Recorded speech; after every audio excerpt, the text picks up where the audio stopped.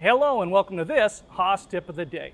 Today we're going to talk about a great evil, a necessary evil, one that I use every day, but an evil nonetheless.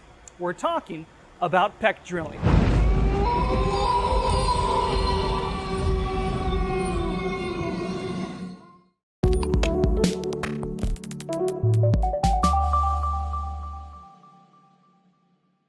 So a man was given the job of painting the white lines down the center of a highway.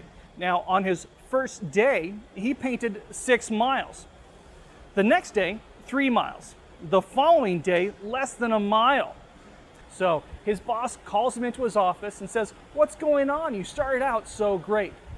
The man looks at his feet and just says, "Boss, I'm trying my best, but that paint can just keeps getting further and further away each day."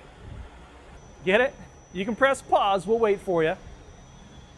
Well, we can explain this joke for you. Although author E.B. White once said that explaining a joke is kind of like dissecting a frog. You understand it better, but the frog dies in the process. Let's go ahead and dissect this frog, or explain this joke. So why did it take the man longer and longer each day to paint the lines on that road? He painted 6 miles, then 3 miles, then 1 mile. He painted 10 miles overall worth of white lines on the highway, but he walked way further than 10 miles. He had to go back and forth, back and forth, back and forth, dipping his brush in that paint can to keep it wet. He made a lot of trips. Again, our man did not walk 10 miles. He walked much further. Tyler, let's find out how far. Grab that string and start walking. If our man had to dip his brush back in that can every 10 feet to keep the brush wet, then over the course of those 3 days, he would have walked more than 50,000 miles. That's twice around the planet. Tyler, I think we're going to need some more string. I know, this is a terrible joke, not realistic at all. But we explained it, we dissected it, and we thoroughly killed it in the process. Now we can move on to our real topic, which is peck drilling. We're going to show you how those multiple passes can add up on peck drilling as well. In my machine, I've drilled a hole 2.5 inches deep. I used a G83 peck drilling cycle with a Q value of 1/2 D. That's 1/2 the diameter of the tool. This is a common value that a lot of shops use without thinking about the implications. On this part, that works out to 21 passes.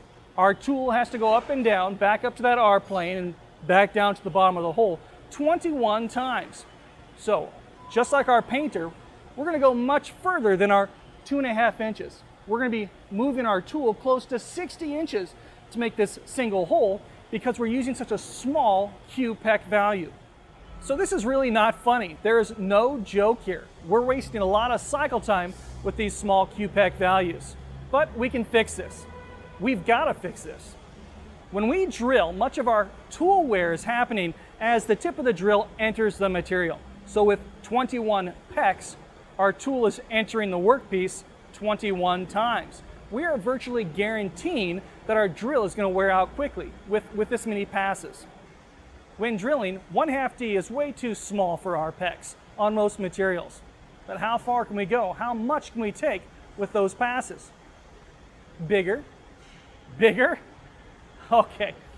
Typically, depending on the material, we can go 3 to 5 times the diameter of the tool for that first peck.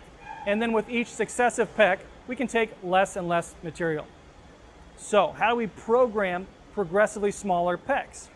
We're going to use that same G83 code, except this time we're going to use IJK pecks instead of Q pecks. Our I value is that initial peck. How far do I want it to drill in that first pass? Our J value is how much I want to reduce that peck by each and every time. And our K value is my minimum peck amount. What's the smallest amount I want to drill by? Now, on my part, I'm using a 1/4 inch diameter drill. My D value is 0.25. On my first peck, I'm going to take 4XD. Now, we've got a little bit of rapid plane in there. We've got a drill point And if you don't count that stuff, it's really more like 3XD. But I used an I 1.0. That's 4 times the diameter of my tool. I reduced my pecs by 2XD with each successive pass. So I used a J.5. 2XD in our case, 1/4 inch drill times 2.5. And I want my minimum pec to be 1XD. That's a 1/4 inch drill. That's going to be K.25. Now these are okay starting values for most materials and drilling cycles.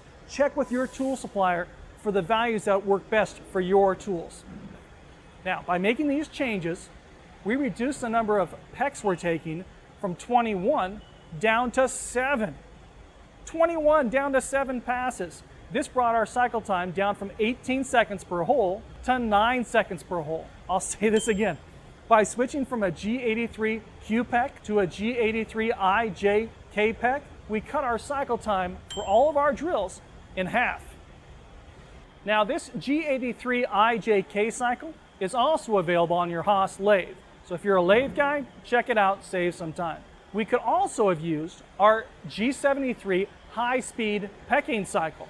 This high-speed cycle is going to drill, and it's still going to peck, but instead of retracting all the way back to the R plane, it's just going to back off by the amount that's set in setting 22, usually 0.010 of an inch. So it backs off a little bit, and then it gets right back into the cut. Now you can use an IJK pec with a G73 cycle as well. People will pec drill for all kinds of reasons. They'll use a G83 IJK if they need to clear some packed chips from their drill, or if they need to get coolant on the tip of that drill. People will use a G73 cycle if they need to break up some long stringy chips, or maybe turn them into little tiny chips.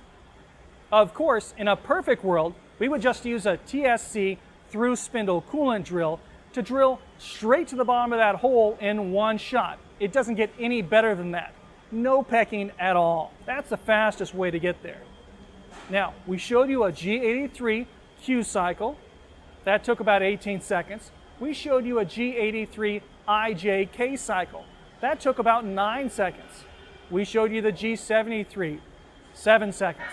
And a TSC drill running a G81 cycle that can punch this hole in just 3 seconds. So we've given you lots of tips, lots of options, lots of ways that you can drill faster. Now I'm standing in front of a VF3 SS machine.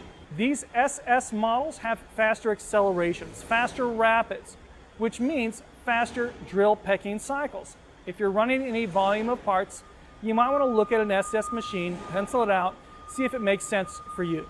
Or even one of our DT drill tap machines. Those machines are just built for speed. They're built for fast pecs. Well, I want to remind you to get rid of pecs if at all possible. If you've got a chance, get rid of pecs entirely. If not, use a G83 IJK pec instead of a G83 Q pec.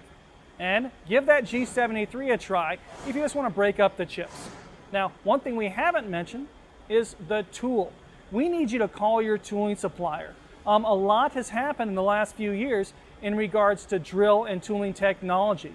They've got drills that can drill the hole behind me with just regular flood coolant in one shot, no pecs at all, right? Just a better flute design, high polished flutes. There are incredible drills out there. We need you to call your tooling supplier because we want you to make money. We need you to make money.